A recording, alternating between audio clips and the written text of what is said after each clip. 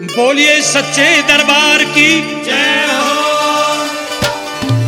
महायोगी गुरु गोरखनाथ जी महाराज की जय हो।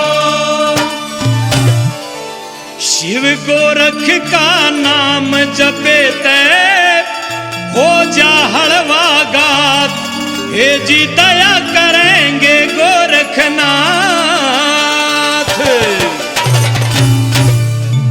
शिव गोरख का नाम जपे ते हो जा हलवा गात, हे जी दया करेंगे गोरखनाथ। शिव गोरख का नाम जपे ते हो जा हलवा गात, हे जी दया करेंगे गोरखनाथ। कांधे झोली भगमा बाणा चेला की जय मात, हे जी दया करेंगे गोरखनाथ। कांधे झोली भगवा बाणा चेला की जमात, हे जी दया करेंगे गोरखनाथ।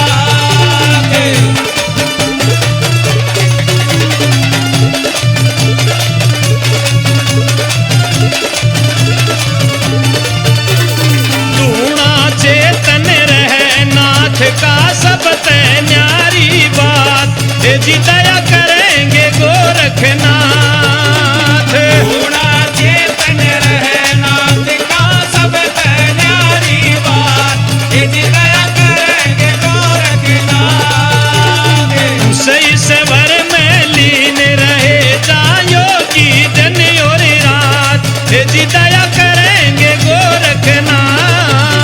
उसी स्वर में लीन रहे योगी दिन और रात, हे जी दया करेंगे गोरखनाथ।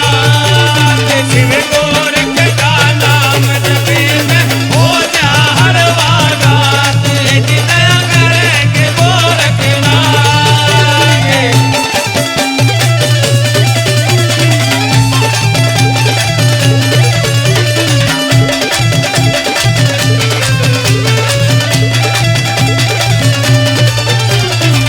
जो भी नाम जपे गोरख का दर्द सिर पे हाथ, हे जी दया करेंगे गोरखनाथ।